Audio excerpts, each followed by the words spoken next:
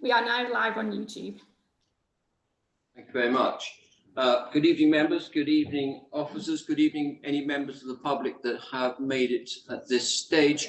Welcome to the Planning Applications Committee, 13th of August. Firstly, are there any apologies for absence? Thank you, Chair. There's no apologies. Thanks. Thank you very much. Members, in the pack, there were minutes of the 18th of June and the 16th of July. Agreed that those are signed. Agreed. Thank you very much indeed. Declarations we will deal with on each item, which takes us through to the first item on page 17, the land adjoining Guildford Road, Lightwater. Firstly, declarations.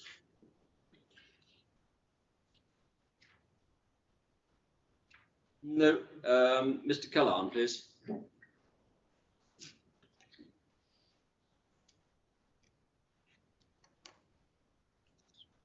Yeah,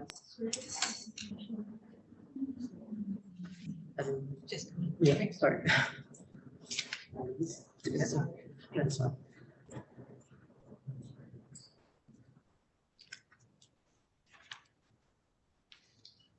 Okay, thank you, Chair. So firstly, can I refer members please to the update? This includes the consultation response from the Council's tree officer raising no objection, along with several amended and additional planning conditions relating to the occupation of the site, landscaping and ecology. The report recommendation is also altered to allow for the SANG and SAM contributions to be secured by a Section 106 legal agreement. So here we have the application site is outlined in red, falls to the northwest of the settlement of Lightwater within the countryside beyond the Greenbelt. The wider site owned by the applicant extends westward, as highlighted in blue here, and includes a disused telephone mast. There is an existing vehicular access of the A322 dual carriageway to the east. You'll see its junction with the M3 motorway to the north, and Lightwater Village Country Park is to the west. So this site plan shows 6 mobile homes and touring caravans which were on site prior to council injunction proceedings. The hard standing area is still present, and there are also 3 unoccupied caravans towards the west still present, but these are subject of a separate lawful development certificate, which is still being formally considered. So here we have the current application proposed site plan for a gypsy traveller site comprising 2 pitches, including 2 mobile homes, 2 touring caravans and 2 day rooms, as shown on this plan. All works are proposed to the east of the 400-metre buffer zone, which surrounds the Thames Basin Heat Special Protection Area, or SBA. This line is shown by the hatched, you just see it hatched to the right of the telephone mast on the plan. The existing hard standing and caravans beyond this line within the 400-metre buffer zone will therefore be removed. Natural England has raised no objection subject to securing mitigation measures in the form of sustainable alternative natural green space known as SANG and strategic access management and monitoring known as SAM.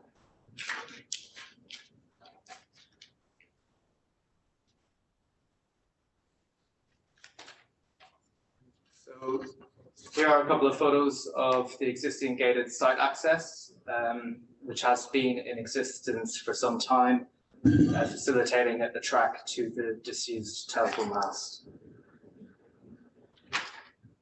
Here are some photos of the wider site frontage along with the A322 on the slip road. You can just about see the fencing of the embankment, which forms the application site boundary. And to the front, the trees are within highways land. These photos show that the proposed development will not be visible from the street scene. The existing access will be utilised, and Surrey County Highway Authority have raised no objection, commenting that there are adequate visibility space available. The County Highway Authority has also commented that it's not thought that the proposed improvement works to the M3A322 junction will affect this application. And here are some photos within the site showing the existing hard standing area. As you can see, a number of trees have been retained along the road boundaries and also towards Lightwater Country Park to the rear. The council's tree officers raised no objection, subject to appropriate replacement planting, which should include species of local provenance. The proposed conditions also require submission of all landscaping details along with their implementation and management. Surrey Wildlife Trust has also raised no objection, subject to submission of mitigation and enhancement measures to cover the likely presence of reptiles. A further proposed planning condition in the update would secure wider measures to protect ecology, including protection of the woodland edge, restriction of light spill towards these woodland areas, control of rhododendron, and installation of bird and bat boxes.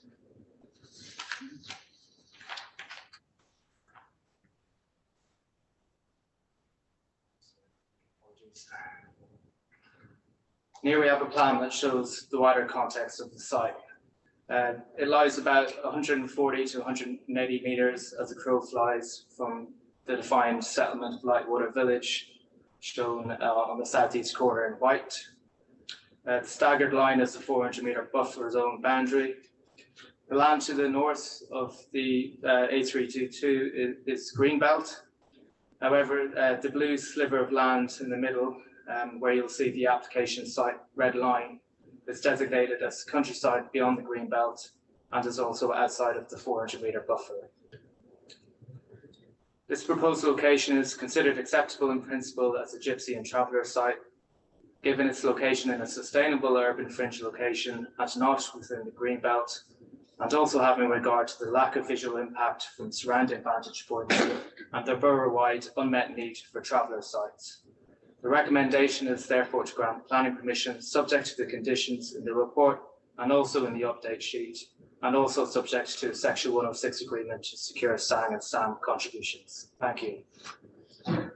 Thank you very much. This item was in fact called into the committee by Councillor Jennings Evans, who's unable to be with us tonight. However, Councillor Paul Deach has agreed to read out the statement on behalf of Councillor Jennings Evans. For the record, Councillor Deach in this occasion is not a member of this committee and does not therefore have a vote in the final deliberations. Councillor Deach. Thank you, Chairman, and thank you, members. So, as the Chairman has just said, I'm reading this statement out on behalf of Councillor Jennings Evans, who can't be here this evening. These are all her words, not mine, and I just wanted to make that point. So, this is directly from her. So, I'll read it out and just bear with me because it's quite a fair bit. So, dear members of the Planning Committee, my sincere apologies that I cannot attend Thursday's meeting to speak on this application. As a ward member, I would like to raise the following points with you all for consideration at the Planning Committee this evening. I would like members to note that by midnight on the 10th of August, there have been 20 objection letters raised by local residents received by SHBC and showing on the planning portal. I sincerely hope that you have had the opportunity to read them in order to understand local residents' concerns. I would also like the committee to consider the following issues of concern which may affect your decision this evening. So, Lightwater Village Design Statement. This was written in 2007 and pertains to how the village wished to shape development within its community. Design Principle L2 references that heathland areas adjacent to the village should not be developed and should be protected and enhanced for their landscape and wildlife value. Design Principle H1 states that development proposals which cause an unacceptable impact on traffic generation will not be permitted. The design statement references the Surrey Heath Local Plan G4C, which infers that no harm should arise to the area's rural character. I would ask members to decide whether this application falls in line with those policies as directed by local residents for their community. As residents ourselves, we are all acutely aware of the heathland nature of the borough and the already difficult traffic issues we have along the A322 and in particular this junction of the M3. The maintenance of the village rural's nature is intrinsic to its value and just that, a village. Highways. Highways had asked for a site visit splay which has been provided by the applicant, but in no great detail with no key to determine what you are looking at. So it is difficult to decipher. However, one of the conditions that the highways team wish to be implemented is that visibility lines should be permanently kept clear of any obstruction over 1 metre tall. I would ask members to be mindful that there is currently work being undertaken by Highways England through the local enterprise partnership with County Council to look at the restructure of this junction. Due to this, we do not know how this junction and access point to the development may be affected. This work was well underway prior to the application being made. Therefore, how do we ensure that this condition is adhered to? Ecology. Reports from both the Surrey Wildlife Trust and an independent ecology firm, David Archer Associates, find that the site has potential for being suitable for roosting and commuting bats. Along with the site being suitable for reptiles, the hazel dormouse and potentially for protected invertebrates.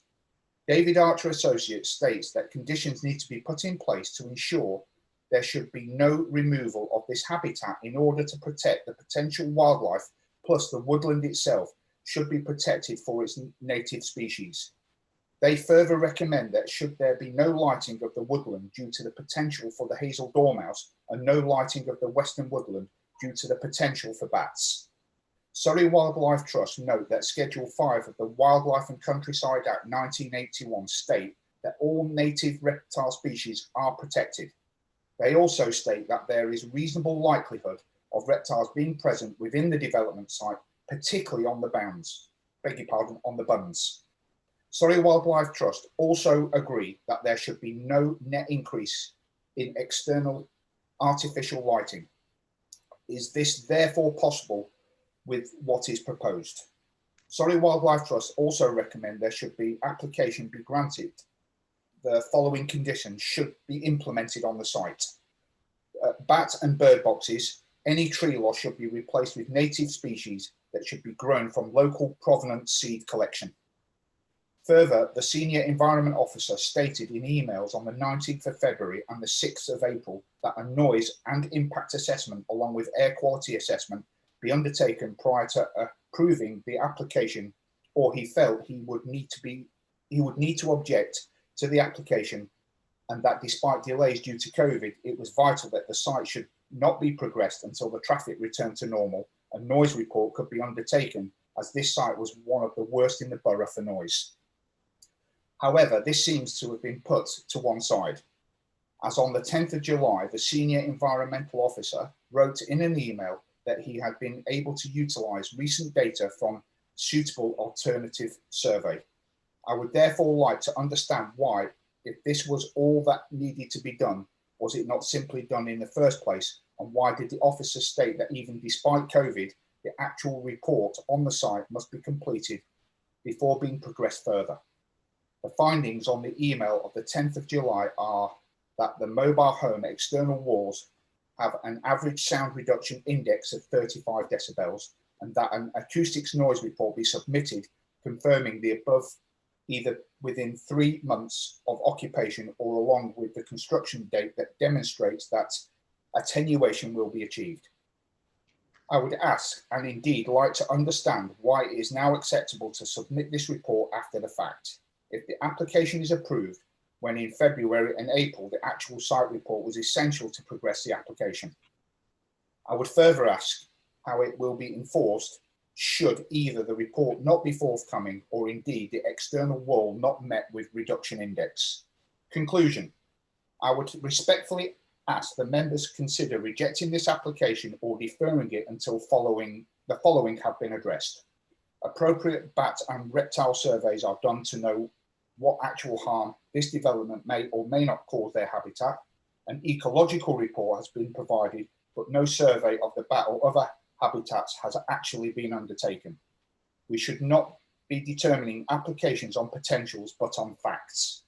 The appropriate noise and impact assessments along with the air quality report be completed prior to the site being progressed, as originally requested by the Senior Environmental Officer, not least because of the potential health implications. More information becomes available on the LEP M3 junction-free restructuring, so as to ascertain what changes this will make to traffic impact and visibility zones. Thank you.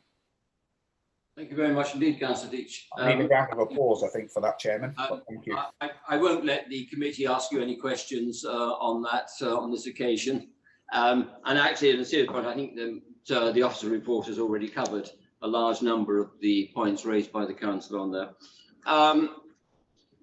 Members, over to you for any comments or questions that you may have.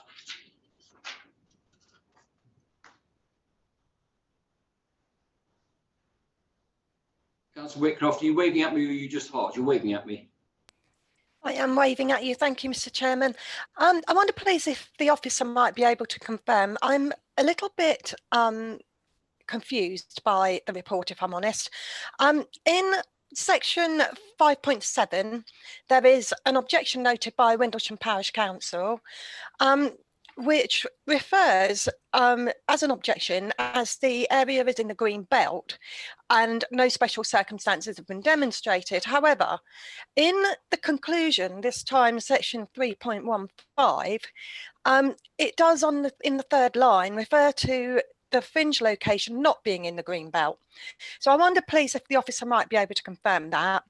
Also, again, I'm a little, the points going back to points 5, having looked through it, a lot of the comments have been noted as no objections, subject to conditions. And in all honesty, I think there's an awful lot of subject to conditions in there.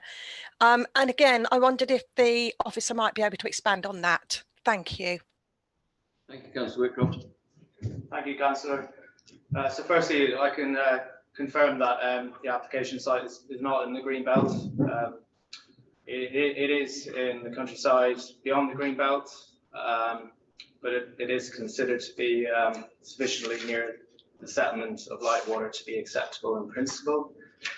And in terms of the consultees, I mean, I think it is quite standard practice for consultees to recommend conditions. In this instance, we have a number of pre-commencement conditions related to securing appropriate replacement planting to include local species. We actually have an additional ecology condition proposed in the update that covers all mitigation and enhancement measures. And also we have the environmental health and contamination conditions. You'll see in the update the applicant has queried if some of the wording can be changed. So we do feel that they will have to be subject to they'll have to be prior to commencement, like any other planning application in a location such as this. Thank you. Thank you. Councillor Allaway. Thank you, Chairman. Yeah, having read all the objection letters from residents, I just wondered if the site is adequately protected against any commercial activity or related storage activities, i.e. it's purely restricted to residential. Thank you, Councillor. I mean, I think if the commercial business was running on site, that would be a further change of use that would require additional planning permission. So what is before us is a residential use as a gypsy traveller site that does include 2 pitches. We would be able to investigate any alleged commercial activities if we do receive such reports. Thank you. Councillor Garrett. Thank you, Chair. I just really want a point of clarification. I know at the beginning of the officer's report, he stated that I think there is a another planning application for the site? Because the current proposed site is, I believe there's 3 or 4 to the left of the mast and then 2 to the right. And obviously the new plan, this planning application, there's obviously that's not showing. I'm wondering for clarification, what is part of the other application? Is there more hard sites, more caravans? Are we able to sort of get that sort of information? Thanks, Councillor. Yeah, yes, you're right. On section 3.2, page 18, it's a lawful development certificate application has been submitted.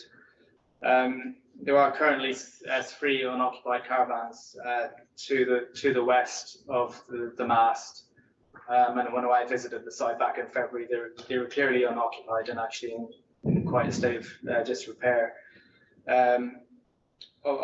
Obviously, there are ongoing enforcement and legal proceedings on this site, and because of that reason, we haven't formally made a decision on that application yet. It is, however, a separate area, and it's a legal application rather than a planning application. So members really need to focus tonight on the proposal in front of us that looks to remove that hard standing area, so it's all outside of the buffer zone, and for two pitches nearer to the east. Thank you. Thank you. So I just wanted it for clarification because I didn't quite understand that. I must have missed it. Thank you. Sorry, say it again, Councillor Garrett. Sorry, I must have missed it. I couldn't see it in the report, and I just wanted it for clarification because I just wanted to get him straight in my head. I know we can't consider it with this application. Just wanted to get it straight. Thank you. Right, so I take it you're satisfied with the officer's response. Councillor Lewis. Yeah, thank you, Chair. I share Councillor Jennings-Evans' concerns about the noise impact assessments and the air quality report. According to the brief, there's going to be 3 children and a baby there. And one assumes they're going to be allowed to play outside. And I'm just not sure why this has been pushed in front of us without sufficient information to make an informed decision. Thank you, Councillor.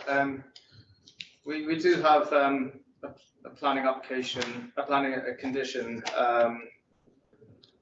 Just try and find the condition 7. So our environmental health officer has looked at the established noise levels in the M3 corridor area. So it does refers to an acceptable sound index of 35 decibel. And the applicant, the development won't be occupied until either an acoustic noise report is provided, or if they can demonstrate that they have put in mitigation measures to the caravans themselves. The consultation response from the environmental health officer didn't raise any objections to the use of the area as amenity space. And we do have that condition to safeguard to ensure that noise levels are acceptable. Thank you. Councillor White. That's part of my question answered. I just needed confirmation that the noise impact assessment and the air quality assessment had been conditioned. Also, can you confirm that the bird and bat boxes are conditioned as well for the area? And also, how are we going to block access to the rear of the country park so that there is no access from the, I think you call it the buffer zone? Thank you, Councillor. So firstly, if you look to the update, it has an additional condition to cover ecology. So it refers to the appraisal that was submitted that has recommended bird and bat boxes. Just trying to find the page number for you. It's the bottom of page 5 of the update. Covers that, and in terms of securing an appropriate boundary with the buffer zone, that is also under the landscaping condition 4. section A, which requires the proposed location and specification of some sort of physical barrier between the application and the SBA 400-meter buffer zone. So that is a pre-commencement condition that we can clarify. Thank you. Thank you, Councillor Wheeler. Thank you, Chair. A couple of points. I am really sorry if I've missed it, but I do think it would be beneficial to have a condition about external lighting, or at the very least that no external lighting can be put on the site until it comes back for approval to the planning committee. And I think that's based on some of the comments that are made to protect ecology. And then I suppose from my point of view, it's taking back really to our recent training and making sure that we are aware of that and that we take that into consideration in terms of the wider impact should we decide to refuse this application. My concern is I don't think we can protect the applicants from choosing to live here. If I was the applicants, I'm not sure it's where I would choose to live, for all of the concerns that have been raised from a care point of view from some of the members within the chamber in terms of particularly not so much the noise, but the air pollution at that site. But if the advice that we've got back from the environmental health officer is that it's fine to live there, then I guess we have to be guided by that. So it's a condition about the lighting. And again, apologies, because I know it's a very comprehensive report if I've missed it, but I would be slightly happier if we had that condition in here.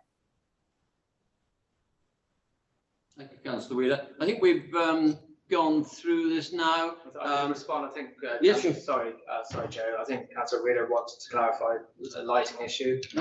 It's the additional condition at the bottom of page 5 of the update. So it does state that any external lighting should comply with the recommendation of the Bat Conservation Trust document, and that was following the consultation response from Surrey Wildlife Trust. So we do. Yeah. May I come back, Chair? Yes, certainly.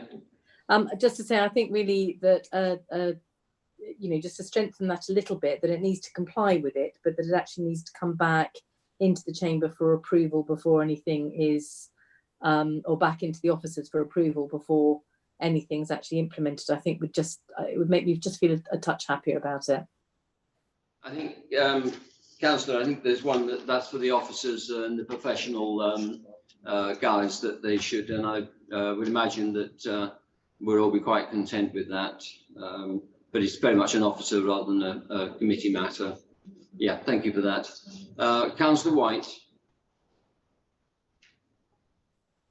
Sorry, just wanted to confirm that the noise impact assessment and the air quality assessment is actually coming from that site, and it's not been taken from another site.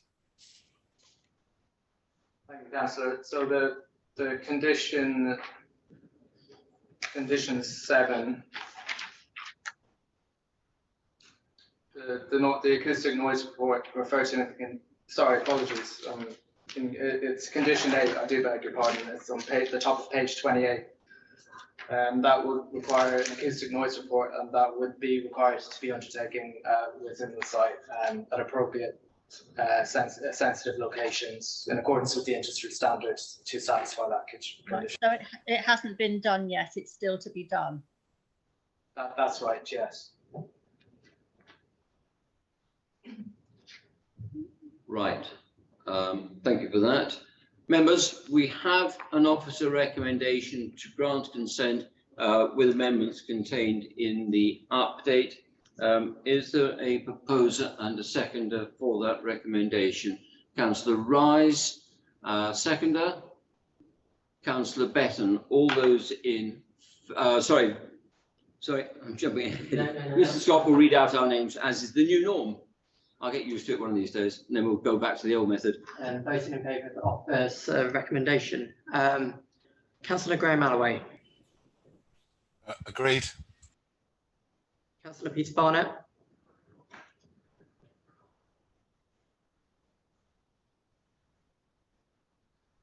Councillor Peter Barnett.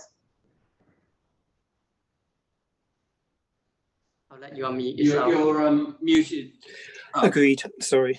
no, thank you very much. Councillor Cliff Betton. Agreed.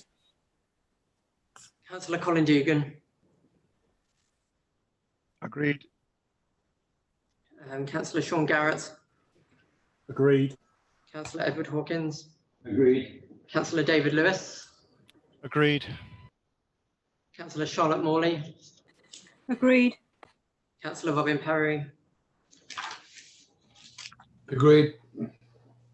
Councillor Darren Ratteram. Agreed. Councillor Morgan Rise. Agreed. Councillor Graham Tapper. In favour. Councillor Victoria Wheeler. Agreed. Councillor Helen Whitcroft. Agreed. And Councillor Valerie White. Agree.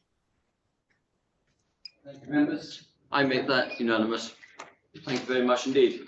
Thank you, Mr. Killam.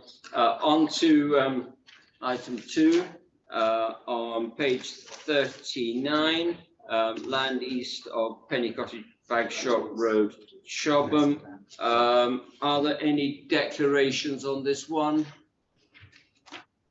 Councillor Wheeler? Just to say that I've had a lot of communication from nearby residents on this one, so residents that are adjacent to the site. Yeah, that's fine, thank you. Anybody else? Oh, sorry, Councillor Alloway. Yeah, the same communications with residents adjacent to the site. Can I just, for the record, confirm that neither of you, without wishing to put words in your mouths, expressed an opinion, and you have come to this meeting with an open mind? Thank you, Councillor Wheeler. Thank you, Councillor Alloway. Correct. Thank you. Any other declarations? No. Thank you, Mr. Carty. Thank you, Chair.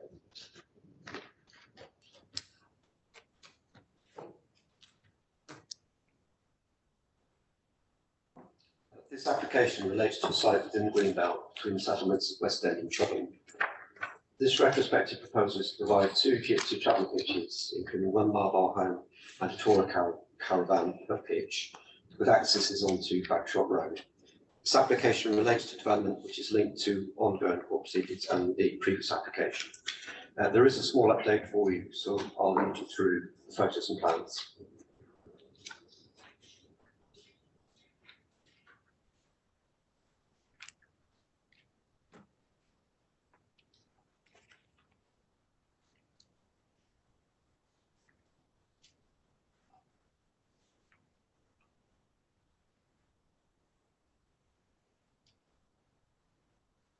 The application site lies on the north side of Bagshot Road, falling within the Greenbelt. It relates to a former field.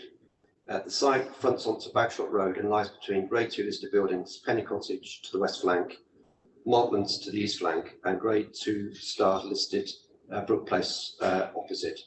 Land to the rear is relatively open. The plan to the right provides a wider setting for all the sites. It's not considered this relates to infill development as evidenced by the recent appeal decision for a house on the site as provided at Annex 1. These are the existing now former and proposed block plans which show the layout of the pitches arranged towards the back of the hard standing area. The 2 accesses onto Bagshot Road are also shown. Public footpath 43A is located towards the east flank of the application site, providing a footpath link between Bagshot Road and Hareborn Lane. These are the mobile homes on the sites. This photo is taken from the front of the site, which shows the open aspect of the site to Bagshot Road. This is the former appearance of the site. There were a row of cypress trees to the site frontage, which is shown to the left edge of the photo. These have been removed. The proposal is considered to be an appropriate development, which would have an adverse impact on the openness of this part of the Greenbelt and rural character, and would have an adverse visual impact on the street scene and the setting of listed buildings. In addition, it has not been demonstrated that development would not have an adverse impact on highway safety from visibility of the site access. It's not considered that very special circumstances exist to outweigh this identified harm. The application is therefore recommended for refusal as indicated on pages 48 and 49 of the agenda report. Please note the additional reason 3 related to the special protection area because the legal agreement has not been completed or an upfront payment provided to date to address this issue. Thank you, Chair. Thank you very much, Mr. Carty. Mr. Scott has a statement to read out. Mr. Scott? So just to confirm, this public speaker registered to speak via the council's public speaking scheme. I have knowledge of of who the public speaker is, but on this occasion they wish to remain anonymous. So the words of the public speaker. The site is within the Greenbelt and is surrounded by heritage listed buildings. The NPPF provides guidance to those responsible for planning decisions, stating the government attaches great importance to greenbelts and that inappropriate development is, by definition, harmful to the greenbelt and should only be approved in very special circumstances. Surrey Heath's local plan also provides clear direction on greenbelt protection, specifically the need to direct new development to the least harmful areas and ensure that scale, mass, quality, character and materials should be compatible with the adjoining development that in the surrounding area. Within this background, our objections are: 1, this is inappropriate development as there is no evidence of ever being any permanent structures on this land. B, the appeal decision of 25/2/20 confirmed that the site cannot be considered as limited infilling as the villages of Chobham and West End have not merged. C, mobile homes and touring caravans constitute a completely inappropriate development on this site due to incompatible quality, character and materials within the surrounding area. 2, there would be a detrimental effect on the openness of the greenbelt. The site prior to the unlawful works was an open field full of wildflowers, hedgerow and trees with a footpath to one side. All of this made a contribution to the openness of the greenbelt, and the field should be restored and protected for nature, the community and future generations. 3, the setting of designated heritage assets would be eroded. SHBC's own document, list of historic buildings in Surrey Heath, with Brook Place shown on the cover, states that the council seeks to protect and preserve such buildings for the enjoyment of future generations.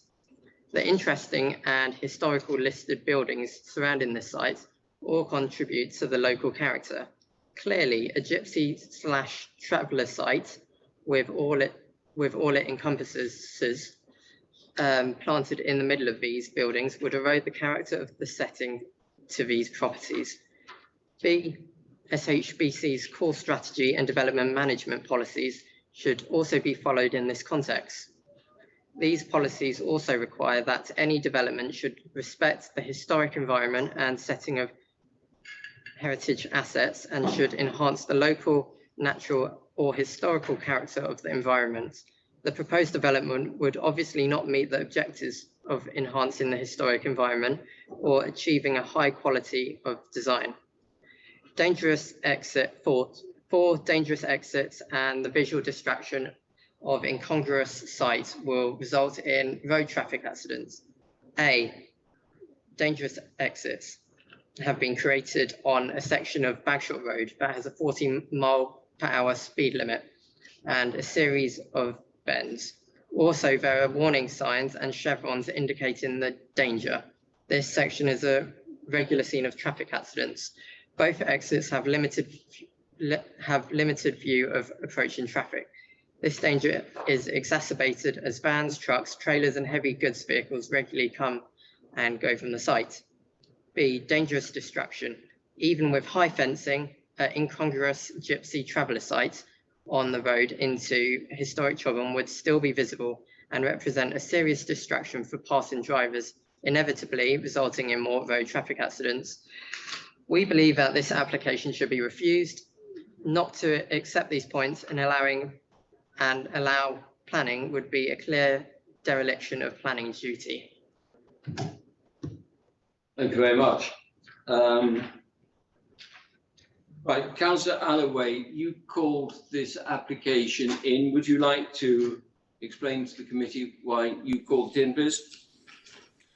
Thank you, Chairman. Yeah, I think all the points comprehensively covered in the officer's report justify the calling in of this application. And yeah, I think it's a fair and comprehensive report, and I'd recommend supporting the officer's recommendation.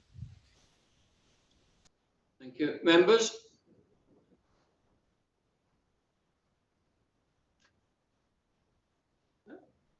Okay, we have an officer recommendation. Can I have a proposer and a seconder for that recommendation? Councillor Whitcroft, Councillor Wheeler. All those in agreement, Mr. Scott will read out. Thank you. Sorry, you haven't had time to recover. No, it's fine, it's fine. Voting on the officer recommendation to refuse, Councillor Graham Allaway. Agreed. Councillor Peter Barnett.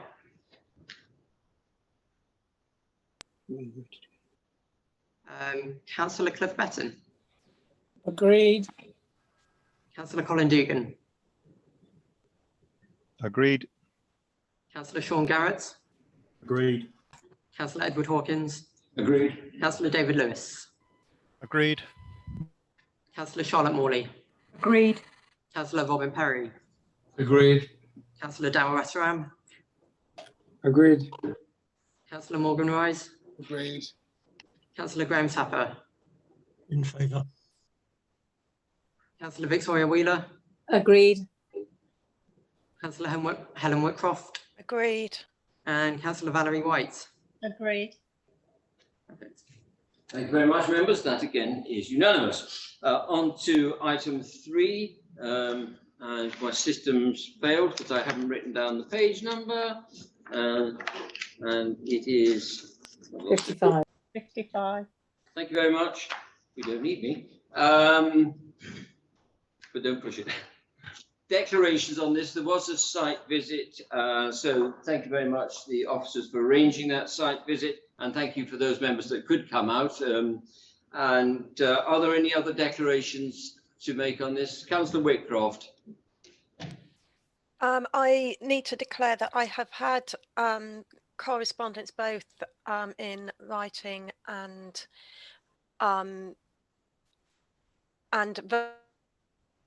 verbally. Sorry, apologies, and verbally. I have also written to local residents asking for their opinion, but I've not expressed an opinion myself and remain with an open mind. Thank you very much indeed. Any other Councillor Rise?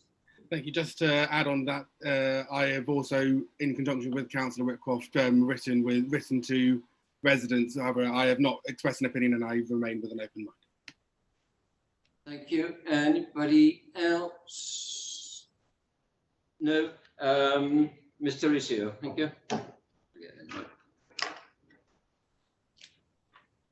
you, Chair.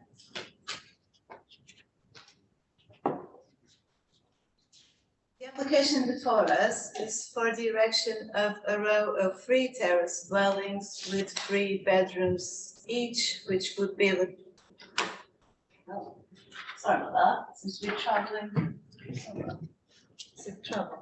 Which would be located in the rearmost area of the application site. The site itself lies within the settlement area of Deepcut and forms part of the parking area that serves Deepcut Business Centre, which is the buildings with the crown roof that you can see within the blue line. The character of the area is mostly residential, with some commercial and retail properties which are located alongside Deepcut Bridge Road, which is to the right-hand side in the map. The properties to the north, which would be adjacent to the proposed plot 3, face Blackdown Road. The dwellings would share their rear boundary with the properties facing Wood End Road, so towards the south, and to the west of plot 1, there would be, it is number 6 Wooden Road. Vehicular access to the site would be retained as existing. This photograph to your left-hand side shows the site entrance as it can be seen from Blackdown Road. The photograph to the right shows the area where the dwellings would be sited, and the fence that you can see down in the end is the boundary that the properties would form with the dwellings facing towards Wood End Road. The vegetation you can see on the background is third-party land, and it's not a part of this proposal. The photograph on your left-hand side shows the view towards number 6 Wood End Road, and on the photograph on the right-hand side, you can see the properties that face Blackdown Road. The application site is located within a settlement area, and as such, it is acceptable in principle. Here you can see the proposed plans and elevations. Due to its siting, the proposal would not be seen from public vantage points. The dwellings would be of a traditional design and scale, form, and the plot size would be in keeping with the surroundings. The building would retain just under 1 meter of separation distance to its side boundaries, and given the relationship with the adjoining neighbors, it's not considered it would be detrimental to the residential amenities. The proposal is also considered acceptable in respect of the residential amenities of its future occupiers. In terms of parking, it's noted that the front block of the office building has been converted to residential, and these 8 flats have their 8 parking spaces in the blue line, well, inside the blue line on the other side of Didcot Bridge Road. Recently, a prior approval to convert the middle and the rear blocks to 16 flats was granted, and these would be served by 17 parking spaces that you can see roughly in the middle of the site plan. These flats would have their own parking spaces, as I said, and they wouldn't overlap with the proposed development. If this permission is not implemented, then the offices would be served by these same number of spaces, and this would also comply with the standards. The proposed dwellings would be provided with 6 parking spaces to comply with the current standards, and the application is recommended for approval. Thank you. Thank you very much. We have 2 speakers. First one, Mr. Scott will read out. Perfect. So this is a objection, a public speaking speech from Alan Barnard. I would like to focus my objection on the unsuitability and cramped nature of the proposed new terrace and the overlooking and loss of privacy which this will bring to a number of surrounding properties. In the course of this, I will make reference to the planning officer's assessment of the application in the sections on impact on character area and impact on residential amenity. Firstly, the orientation of the proposed terrace places its 2 ends so close to 6 Wood End Road and the gardens of numbers 19 and 21 Blackdown Road that they are virtually touching the boundaries of these properties. This is a clear example of overbearing mass of built form, which through its dominating landscape position will have a detrimental effect on these 3 properties. This particularly applies to 6 Wood End Road, which will have the new terrace at a distance extremely close to the structure of the house, and at 0.8 meters is well below that recommended in planning guidelines. It is therefore somewhat surprising that in the planning officer's assessment, it is stated that the very short separation would not make the proposed terrace unduly overbearing. The plan of the site would suggest quite the opposite. By opting for this particular orientation, the applicant has ended up cramming the new terrace into a space that brings it far too close to the properties at either end. With further regard to 6 Wood End Road, the applicant's claim, agreed by the planning officer, that the orientation of the proposed properties will lead to no significant loss of light or overshadowing appears inaccurate.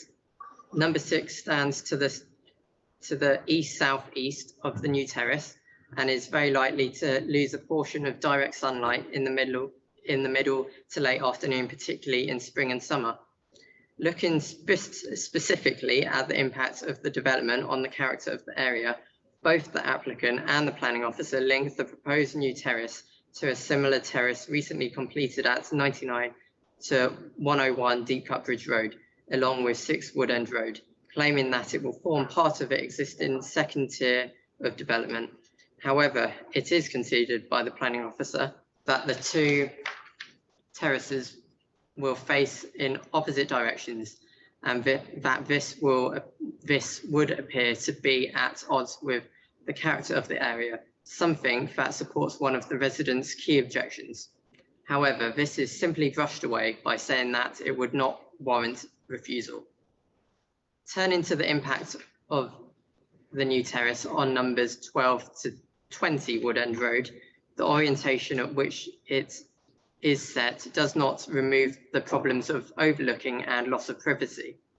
Despite the applicant's claims that distancing exceeds planning guidelines, 6 first-floor bedroom windows will be clearly visible from the gardens of these properties and will have the potential to overlook and compromise their privacy. This is acknowledged by the planning officer, who notes the constrained nature of the application site with shallow gardens and window proximity in the rear elevation. Despite a planning condition being imposed in relation to this, overlooking and a loss of privacy has been acknowledged. With overlooking and loss of privacy an acknowledged problem, the scope for screening becomes vital. This applicant claims that a row of evergreen trees along the boundaries of 16 and 18 Wood End Road will reduce potential overlooking and loss of privacy. But this doesn't fit very well with the removal of a mature sweet chestnut tree by the applicant just prior to the planning application being lodged, as this tree would have helped to provide some screening for numbers 12 and 14 Wood End Road. The case for the applicant rests heavily on the argument that the orientation of the new properties will largely remove the potential for overlooking, overbearing, and loss of privacy. However, a close look at the plans shows that this has not been proved, and I would urge the committee to reject the application. Thank you very much indeed. Now we have a video, and this video, Mr. Scott, is from... It is from Mr. Fraser Shorey, who is the applicant. Good evening, Chairman and Councillors. My name is Fraser Shorey. Thank you for giving me the opportunity to speak in favour of this application for the construction of 3 new terraced houses in Deep Cut. The application site is the rear of the car park of the Deep Cut Business Centre. The site is previously developed land that has been used for car parking and storage. However, with the closure of the Deep Cut Business Centre, the land is no longer required for this use, and the site is becoming overgrown, unattractive, and is gradually falling into disrepair. The application site is located in a residential area within the defined settlement of Deep Cut, within which the principle of residential development is accepted and where there is a positive policy towards development.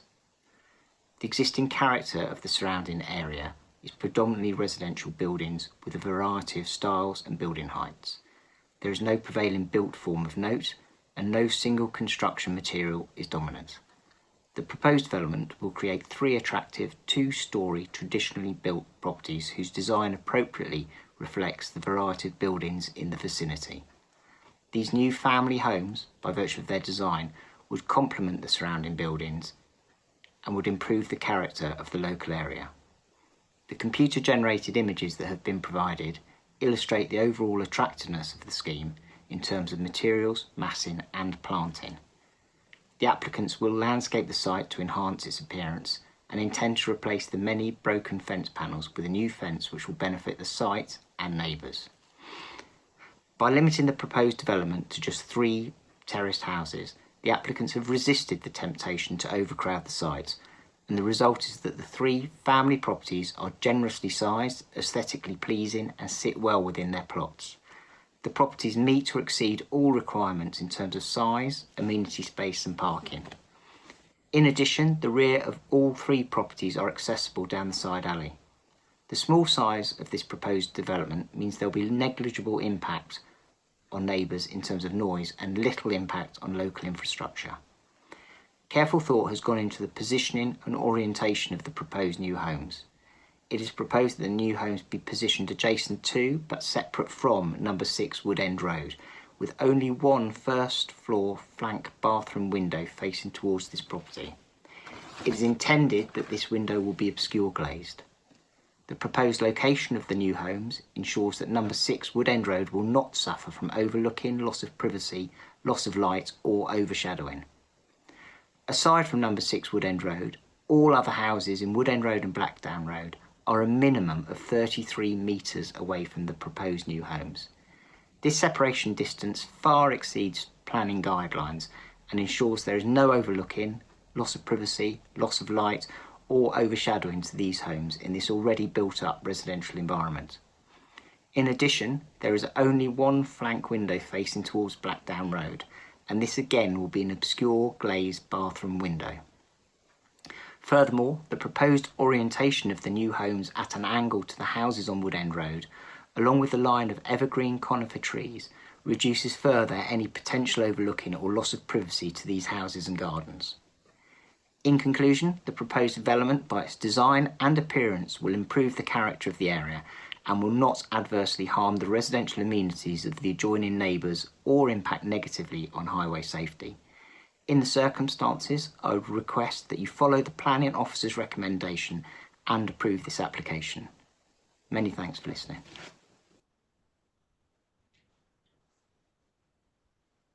Thank you very much.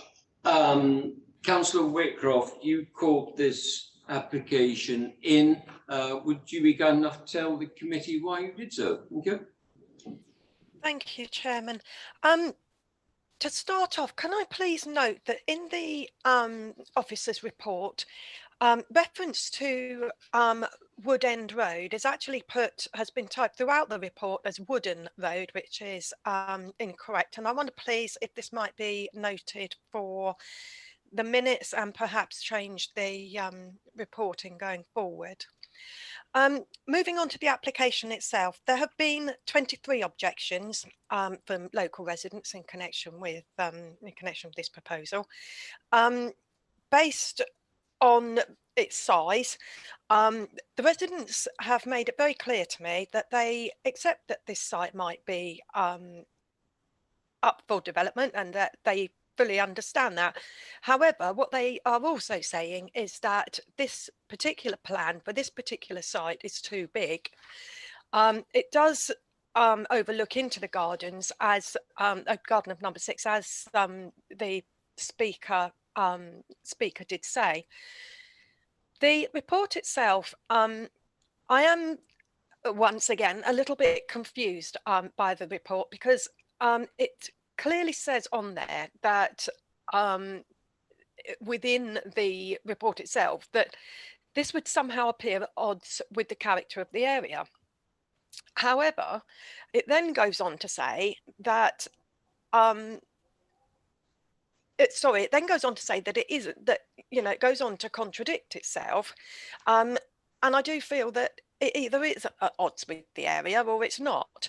And I think that that perhaps needs to be clarified by the officer. You can't have a half measure of being at odds with character of the area. There are a couple of suggestive judgments. Most people would conclude that less than a metre from 3 neighbouring properties isn't enough and will clearly give rise to a cramped appearance. This is something that the residents have certainly brought to my attention. As I said earlier, the opinion is that the site is too small for those 3 houses. So they do feel that this will give a cramped appearance. And again, this is acknowledged within the report. In conclusion, the residents have made it very clear that they feel it will cause harm to the amenity enjoyed by the residents of number 6 Wood End Road, and indeed numbers 19 and 20 Blackdown Road on the other side, by virtue of the cramped relationship, and that equally in view of its size, it will provide an overbearing nature of the development. Given that the development is also at odds with the character of the area as acknowledged and stated within the report, I would recommend that it be refused. Thank you. Thank you very much indeed, Councillor Whitcroft. Councillor Deach, you indicated you wish to speak. And just for the record, I've already said this, but tonight you are not a member of this committee. You do not have a vote in this matter, but as a ward councillor, and as councillor, you are of course at liberty to address this committee. So, Councillor Deach, please. Thank you, Chairman. Just wanted to say, actually, before I go on to a representation I've received from number 6, which is Mr. Brooks, that lives literally right next to this development. The previous speaker said in his address that they'd resisted the temptation to overdevelop this plot. You probably can see in the report there that the original proposal of 4 dwellings was withdrawn, and then they've resubmitted this. But the developer apparently, and I'm only getting this secondhand, has told Mr. Brooks that they intend to get this through and then push for another property after this. So you know, we're all used to quite a lot of the tricks of the trade and all the rest of it, but we'll be watching that one very closely as ward members. I'm sure my ward colleagues, I'm sure, will back me up on that. So I just wanted to read out a few things from that Mr. Brooks has sent me. So the first is that the side of the proposed houses are only 0.8 metre from my fence and less than 1.5 metre from my actual wall. This will be very dark brick with no light reflection. Would the builder consider a rendered wall painted magnolia or white? So I think basically what the resident is saying there, can we get a condition put on there so that is the case? I think it's fair to say, as I think Councillor Whitcroft alluded to earlier, that most of the residents locally, even Mr. Barnard, who spoke, sounds very pragmatic in their views on this. So let's try our best to accommodate them wherever we can. So if one of my ward colleagues later on through the debate could perhaps put that through as a condition request. And the other thing is the builder's also stated that he will be renewing the fences if it goes ahead. Mr. Brooks would like to know if this is going to be the full length of the property and the same type and height as what's already there. I have a nice high fence by my garages and must stay that height for my security and privacy. Would I be right in thinking that it would be like for like? Now, so again, another condition request there, please, members, if we can make sure that the fence is of a suitable height to protect the privacy of number 6, which I'm sure those of you will agree who came to the site visit, is very close to that property, very close indeed. And let's do our best by this resident, please. Thank you. Thank you, Councillor Deach. We'll come back on the various points. Councillor Rise. Thank you very much, Chair. I just want to bring the committee's attention to 7.4.6, where the officer's report says that the character of this development is out of character with the wider residential settlement within Deepcut, and they use just the example of 6 Wood End Road as an example to say there is an exception. I would say that when you look at the other houses surrounding the application site, they are all large gardens with long gardens that are relatively spaced out. So I do believe, and I have concerns that this development would be an overdevelopment of the site and leading to a cramped development.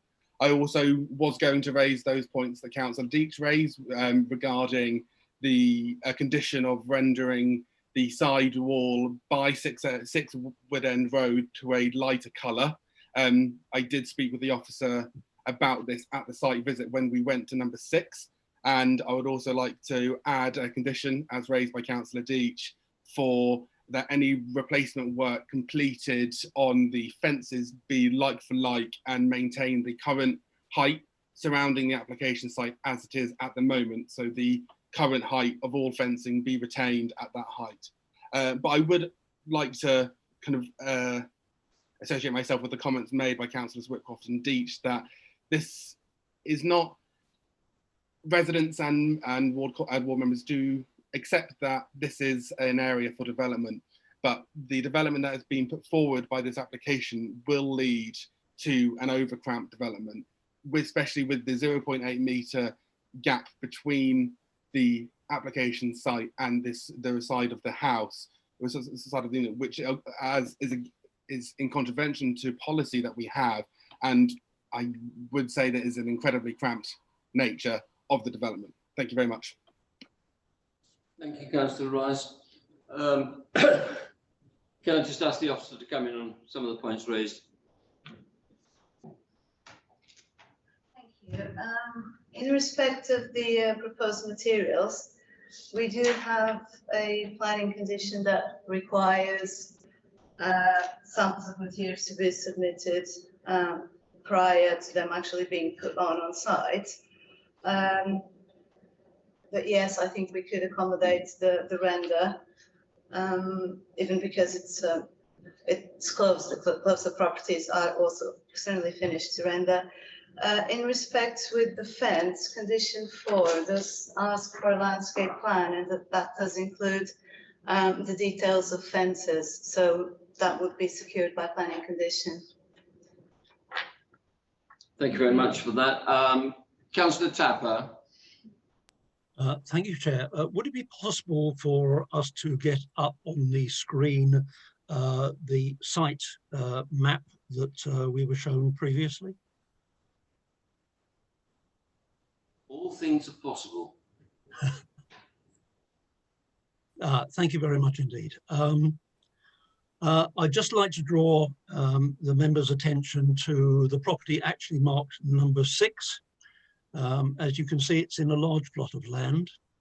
And the front of the house is actually the rectangle with 6 written in it. That is the 2-storey part of the property, and it faces a long driveway which passes between 2 properties. I'd just like to make members aware, if they aren't already aware, that the rectangle to the western side of that property is single-storey. Can you say that again, please, Graham? Can you say that again?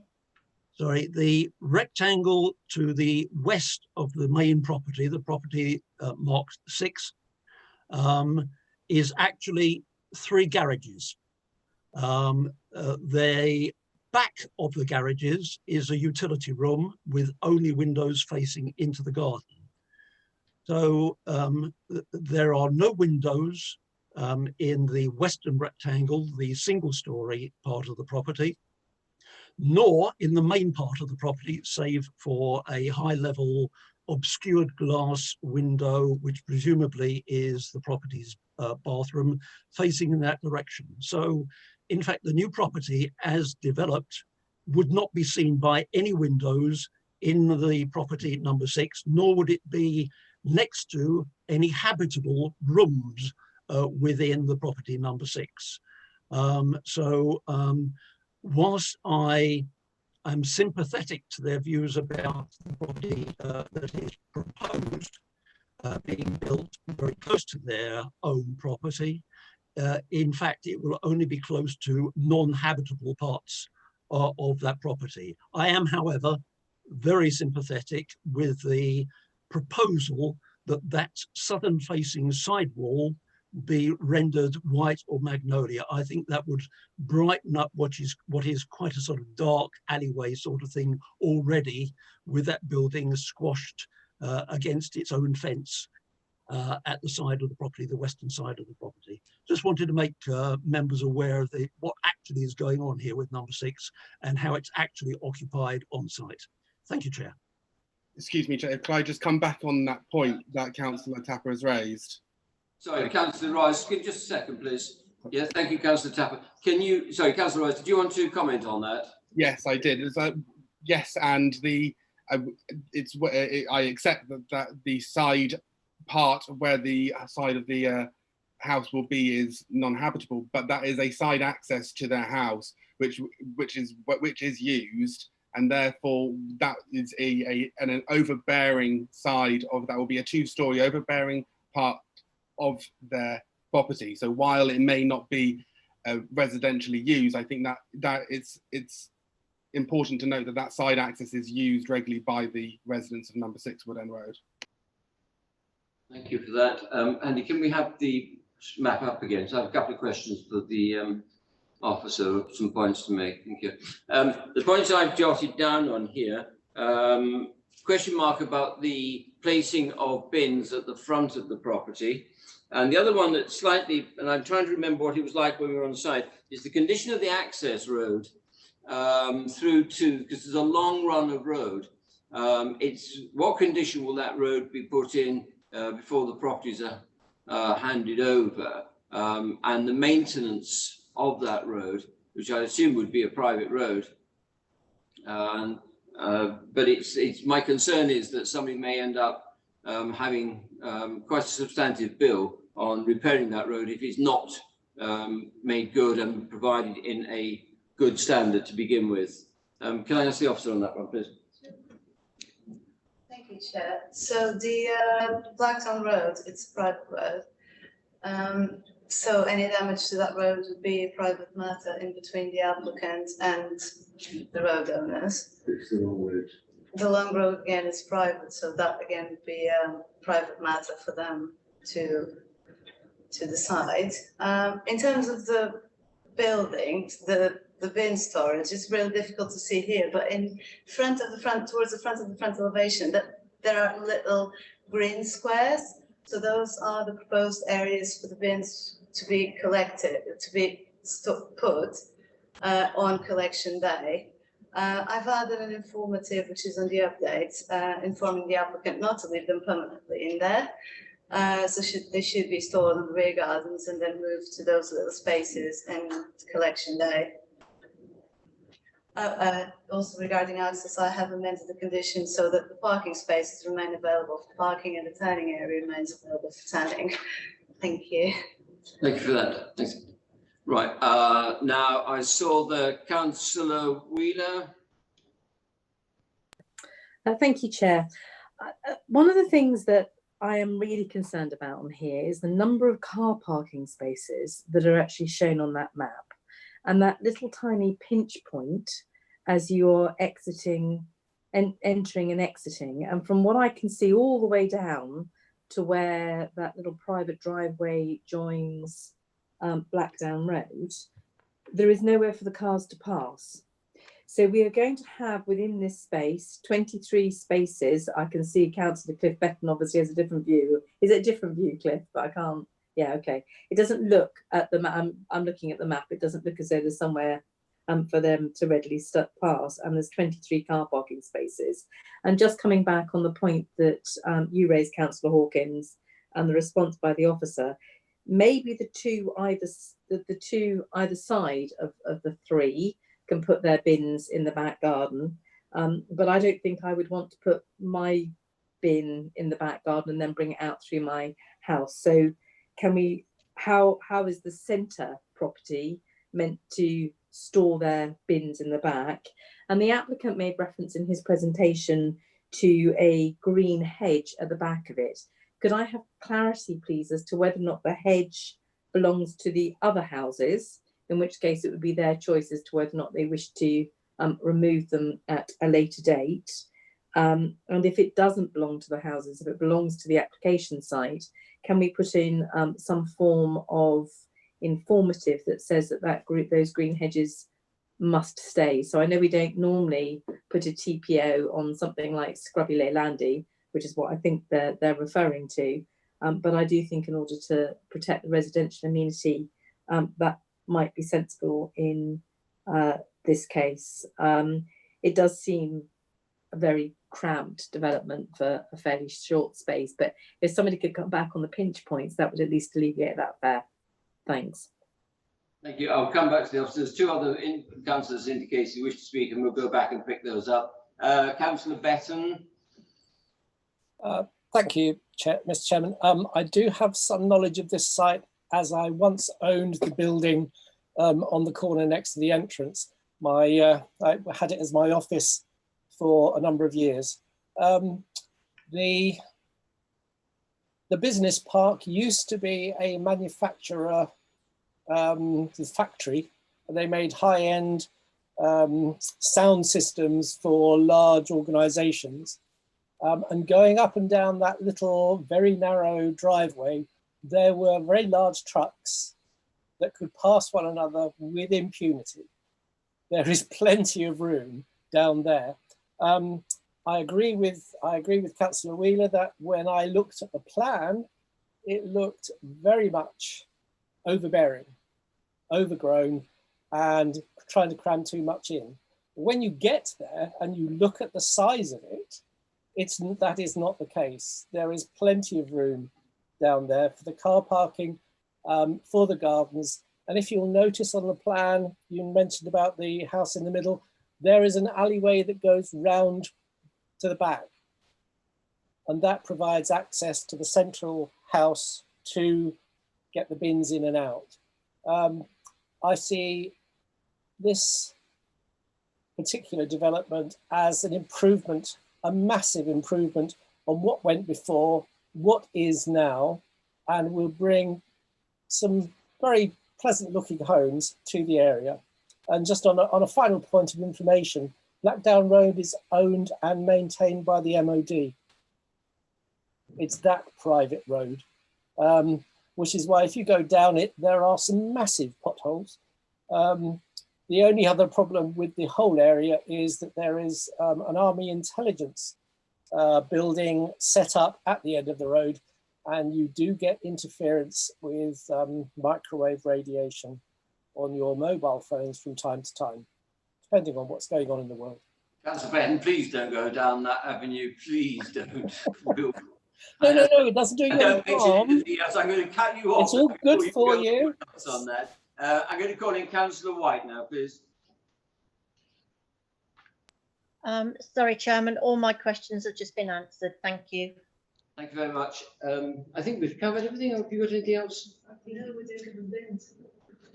Oh, we did, sorry, yeah. Yes, we've been done bins. Yes. Trees was the other one. Councillor Woodcroft. Thank you.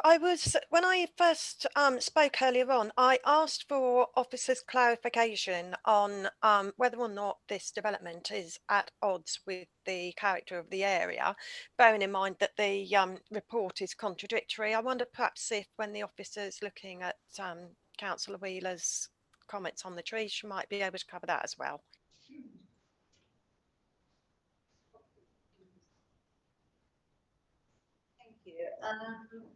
What I'm trying to convey is that the plot formation, the buildings would be facing one direction, whereas the surrounding build form faces towards Woodland Road. So in that respect, it wouldn't be so related to the character of the area. But on the other hand, it wouldn't be a development that would be readily visible from public vantage points. And it does address the site, the application site itself. So for these reasons, I think it would sufficiently integrate with the character of the area. Thank you on that. Councillor Alloway. Yeah, thank you, Chairman. Yeah, if I interpret the parking spaces drawings and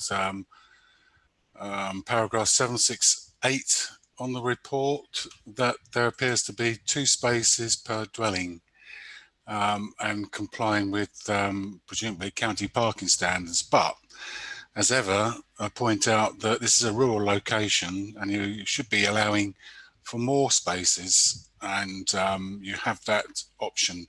So I would be suggesting it should be 3 spaces per dwelling plus some allowance for visitors. And I do agree with all of the residential amenity impact points previously made. Residential amenity is everything.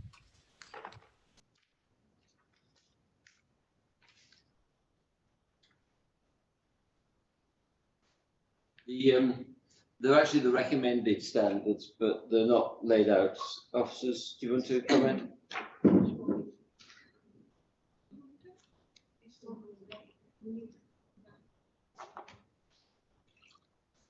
I was just grabbing the standards. So the area rural of the society would be this would be in the settlement. So the standards would be 2 spaces per unit. So it does meet with our standards, yeah. It does meet with our standards. Right, members, I think we've given this a good review. We have an officer recommendation with updates, with amendments on the update sheets. Sorry, Councillor Wheeler, you came in. Thank you, Chair. We've still not had a response back on the trees. Sorry about that. I'm sorry. So the applicant has submitted a tree report, which the tree officer considers is demonstrates that the trees and demonstrates that the proposal will not impact on the health and condition of the trees on the site. And we have a conditions hearing the works to be undertaken in accordance with that report. And we also have a soft landscaping scheme. So if anything is to be lost inside the site, we can ask for replacement under that scheme. So I think it's, so I'm sorry if I may come back. It was actually in particular to the applicant's reference to the fact that at the rear of the gardens, there is screening with trees. And I am asking whether or not we can put a tree preservation order on those to make sure that they stay there in perpetuity. Start with the big trees, then in the third party land. So it's up to those owners, so that's what the leaders are asking at. That's the sorry. Those trees in the landscape, they belong to somebody else. They're in third party land, so they're not within the red line of this application. Okay, that's fine. Thank you. I was racking my brain. I was trying to think if I could see them when we were on site, and I just couldn't think. But yes, the fences, and I think I think local councillors are absolutely right. I mean, the fences have got to be repaired to make the site, and those are the 2 additional conditions that we will conditions that we will put on the recommendation as stated there. So, right, I am going to call for proposal and seconder for the officer report with amendments. I will propose acceptance. Is there a seconder? Councillor Betton, and then Mr. Scott will do his usual lead. Thank you.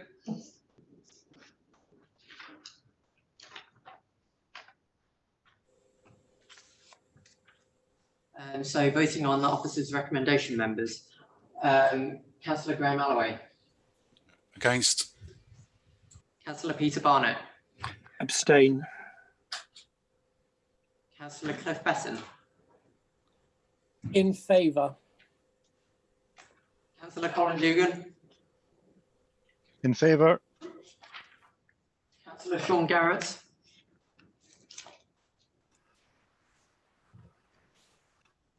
Is that in favour?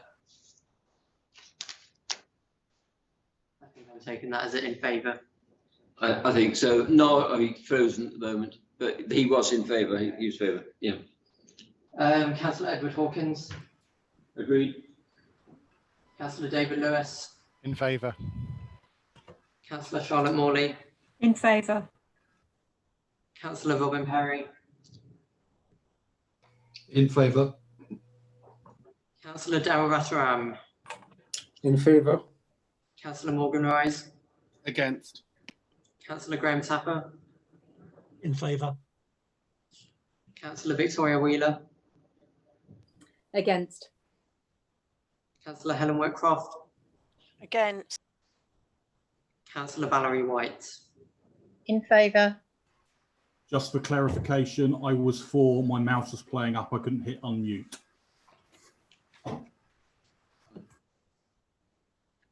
in at 10-4 and 1 abstain. That is carried 10 votes to 4 with 1 abstention. Thank you very much indeed. Thanks, officers. On to item 4, which is 30. Is it Boulding House Lane? Yep. And that is on page 77. Are there any declarations to make on this one? No. Mr. Kellar, please.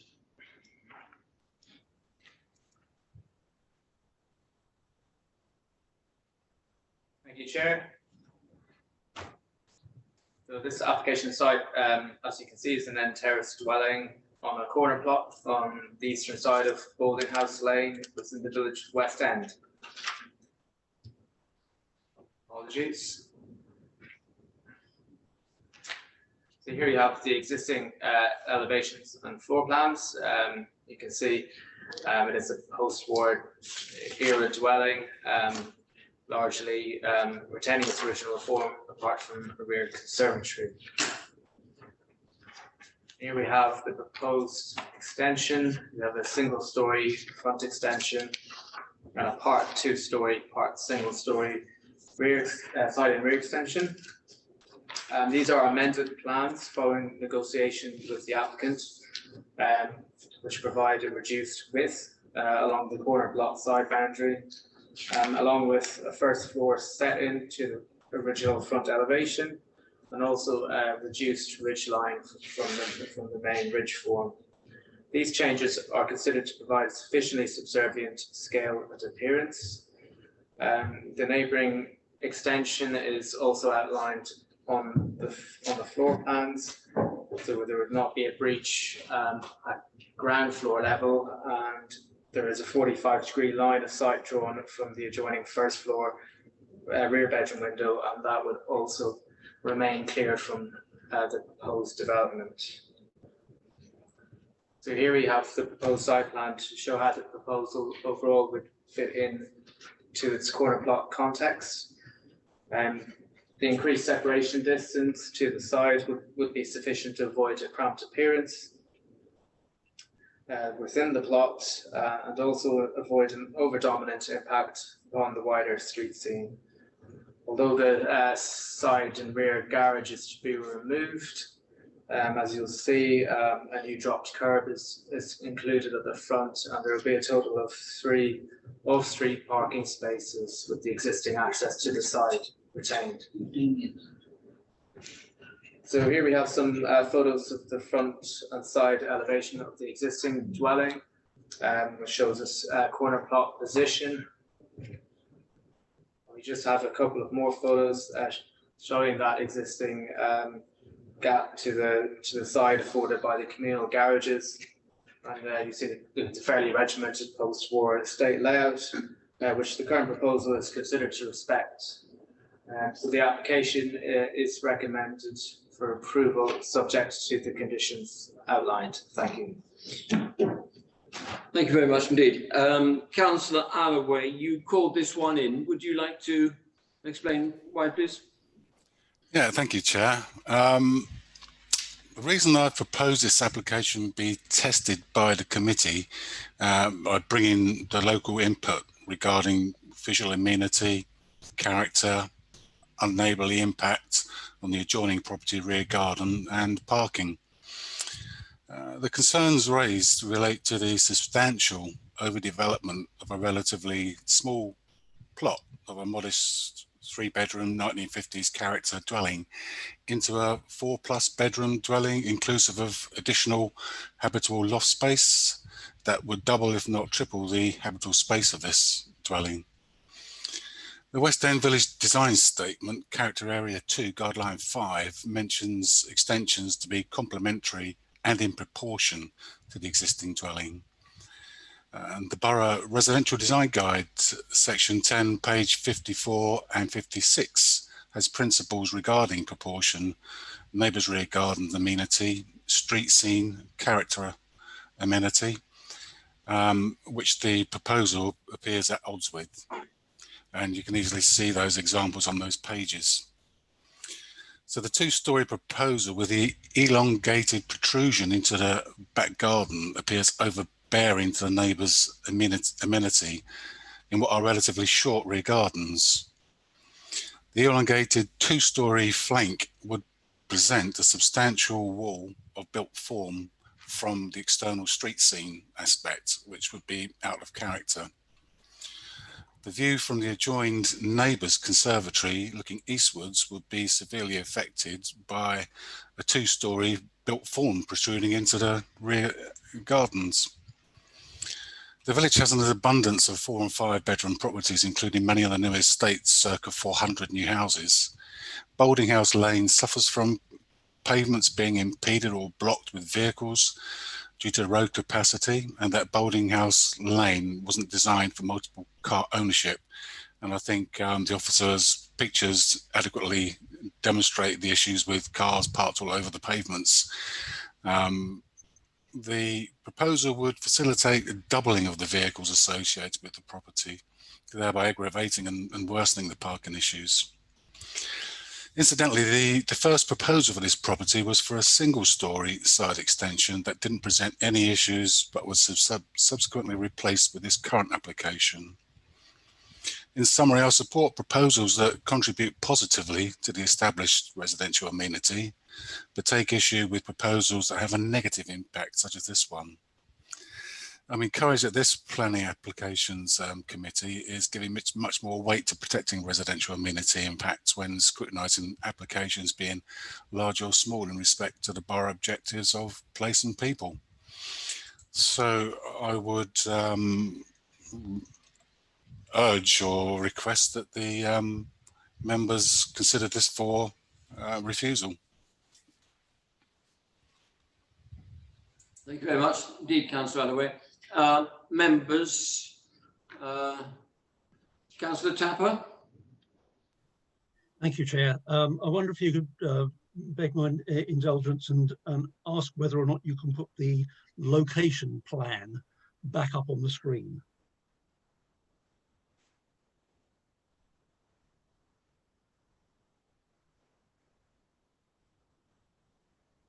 That's the one. Thank you very much indeed.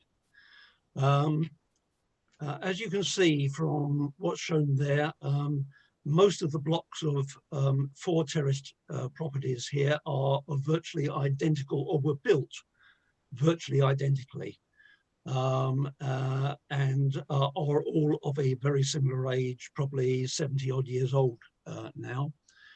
As you would expect over the years, there have been a number of changes to a lot of the properties around here.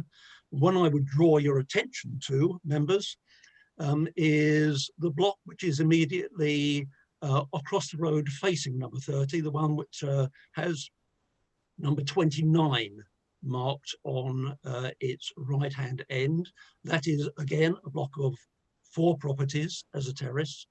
If you take a look at the property at the other end of that block, the other end from number 29, you'll see it has a substantial extension on there, which is relatively recent, quite clearly.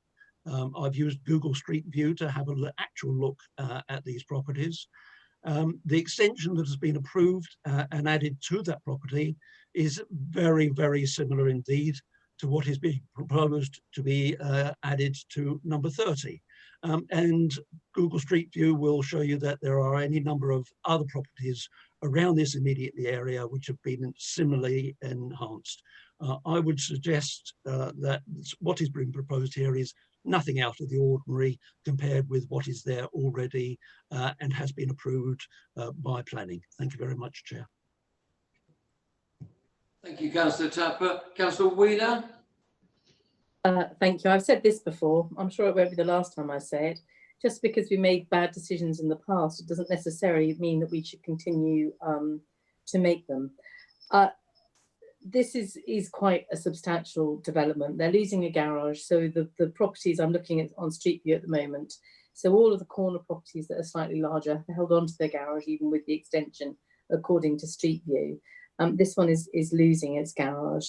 I think if we are minded to approve it, the one informative, and I don't know whether or not we can condition it, is that the attic should not be used for residential amenity. So the attic space where they're intending putting in the extra window, that actually should just be kept for storage, etc. I'm very mindful of the fact that they're losing the garage in this application. I appreciate that not everyone is lucky enough to have a garage, but it's quite a lot of space. So I think I would be probably slightly more willing to support the application if we could have the condition that the additional space where that roof line is going, the roof light is going in, shouldn't be used for habitable accommodation. 4 bedrooms, quite limited car parking space on a road which, going back to Councillor Alloway's comments, has already evidenced that it's a bit short of parking. But I'd just be grateful to know whether or not we can condition that.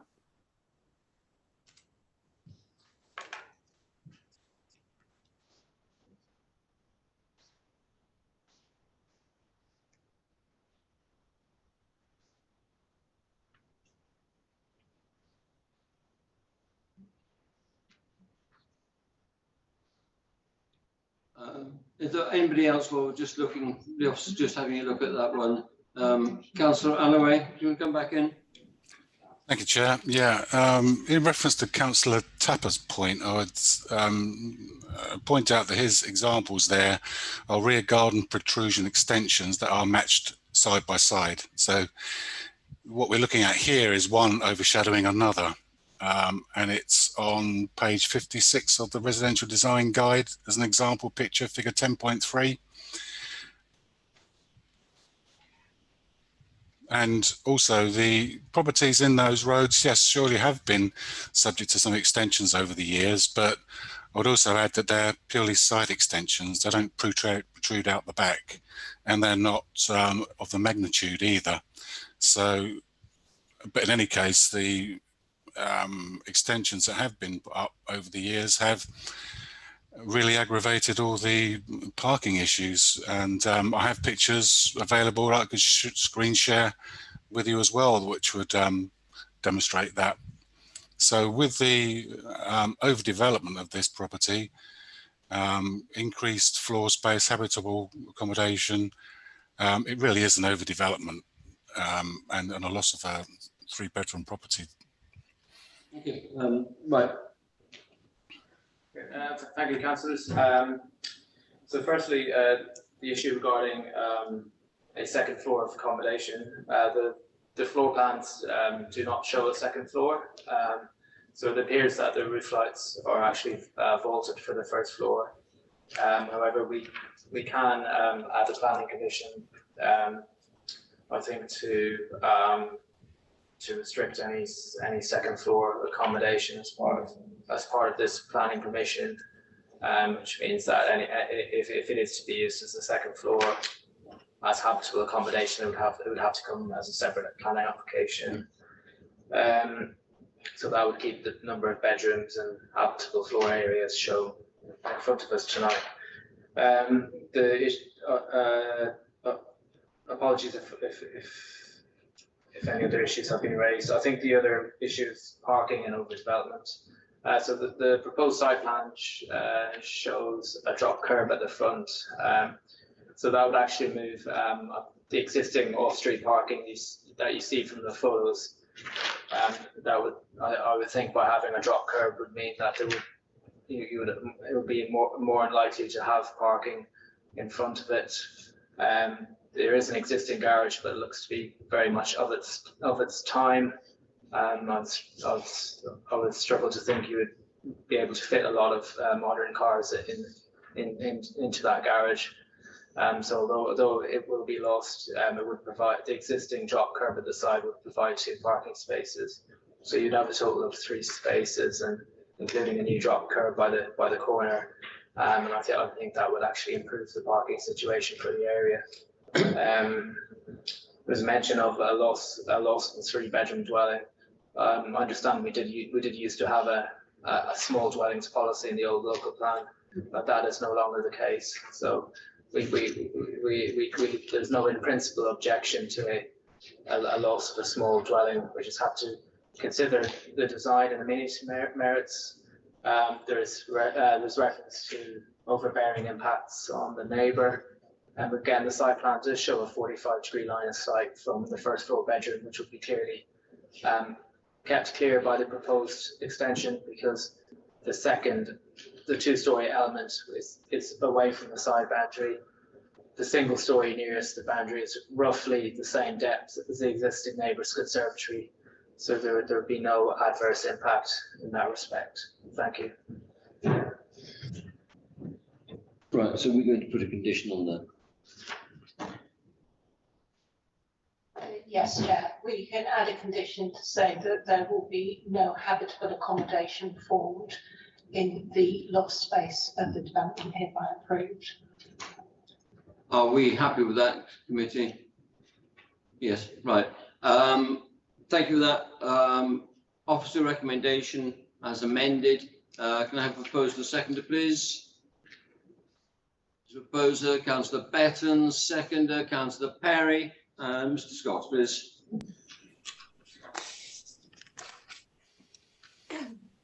Voting on the officer recommendation is amended.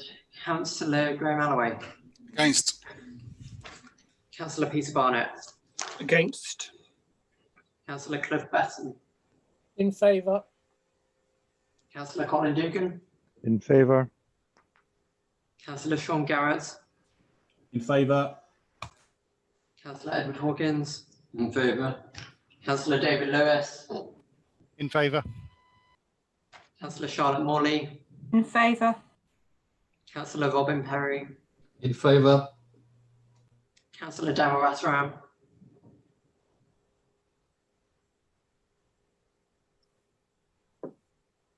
Councillor Darryl Ratharam.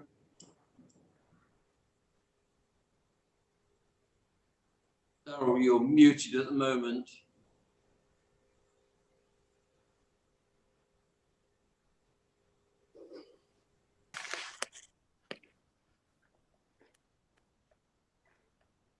Right, you're not muted now. Can you say whether you support or otherwise, please? Support. Councillor Morgan Rise. In favour. Councillor Graham Tapper. In favour. Councillor Victoria Wheeler. In favour. Councillor Helen Whitcroft.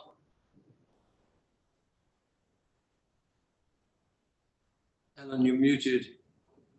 Sorry, in favour. Councillor Valerie White. In favour. Perfect. 13-2. That's carried 13 votes to 2. We're now on to the last item, which is actually quite good news because I can see you, but I'm not sure if other people can see Councillor Alloway, Councillor Lewis with his white shirt, he's easy to pick up, and Councillor White. You're all rather dark and you're in the gloom there. So it's item 5 on page 91, 21 Rivermead Road. Councillor Morley. Can I declare an interest in that? I've spoken to the applicant, but the subject was only about the planning process, not the application in detail, and it was as ward councillor. So I didn't discuss the detail of the proposal. Thank you. Councillor Dugan. Very similar to Councillor Morley, but I spoke to the agent as I used to pre-COVID to attend a gym with him. Councillor Whitcroft. I need to declare an interest, please, but I recommended the applicant to speak with Councillor Lewis as her ward member. So I did have conversation with her, but I remain with an open mind. Councillor Lewis. It's probably come as no surprise that I've been in contact with the applicant and I didn't express any predetermination as to the merits or not of the application.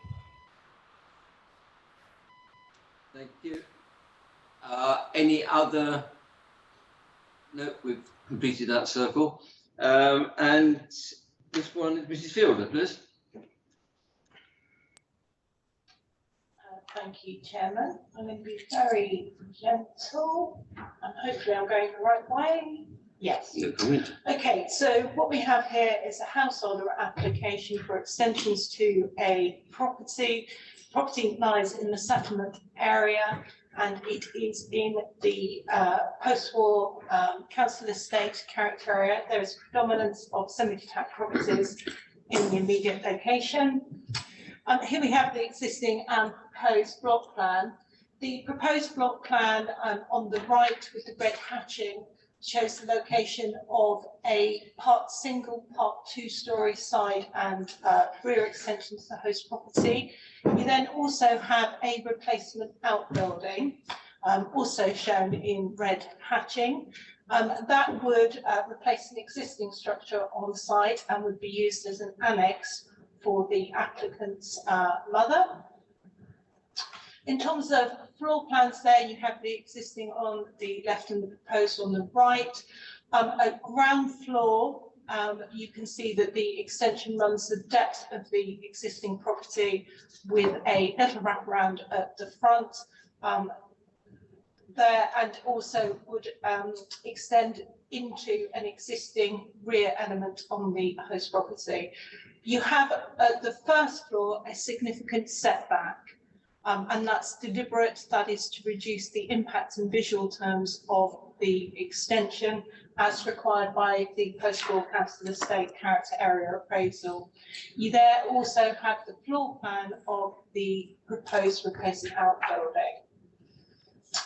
Existing and proposed elevations, the proposed are on the right and the extension is shown in sort of the red brick, and you can see there that the setback from the front elevation of the two-storey extension to the side significantly reduces the mass of that, as seen from the street, and gives a very subservient appearance to that. And the outbuilding you would hardly see at all from any public vantage point, but in its own right is considered to be of an acceptable form and design. There are just a couple of application photos for you. You there have the application property. The application property is the property, I was going to say with the white door, but they've both got white doors. It's the property to the left with the TV aerial attached to the chimney there. And you have its paired semi number 19 and number 23 also showing there the other neighbouring property. Oops. This is from within the application site and it's looking towards the rear elevation of the neighbour at number 23, and that is the existing outbuilding on the site that will be demolished to make way for the proposed outbuilding. Just looking at the other vantage point, you can see there the rear elevation of the host property and the rear elevation of its paired semi number 19. There have been extensions to properties in the immediate locality, and you can see there are some very similar examples of extensions that have been granted that is set back from the front elevation and have a very similar roof form to that is proposed.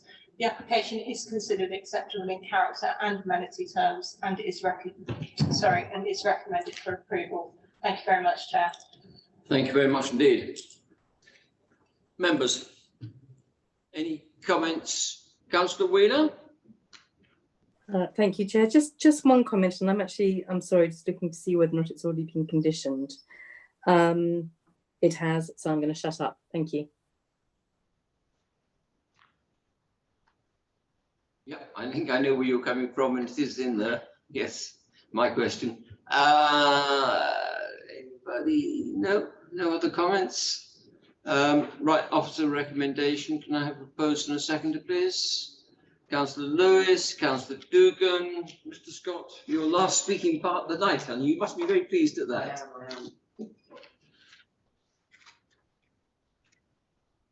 Voting on the officer recommendation, members. Councillor Graham Alloway. Against. Councillor Peter Barnett. Agreed. Councillor Cliff Besson. In favour. Councillor Colin Dugan. Agreed. Councillor Sean Garrett. Agreed. Councillor Edward Hawkins. Agreed.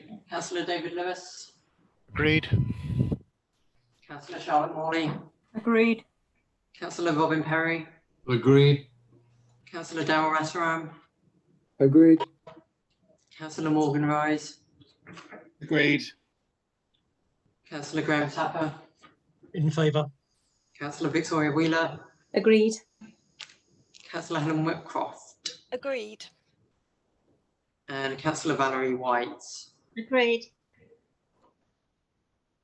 Thank you, members. That's carried 14 votes to 1. Can I say thank you, Mr. Scott, for all your input tonight, Councillor Deach, and for yours. Members, thank you very much indeed. Members of the public are still with us. Thank you. Officers, thank you very much indeed. 10 to 9. It's an interesting meeting. The next meeting is on the 17th of September. So thank you very much, and good night to one and all. And we'll be coming off YouTube very shortly.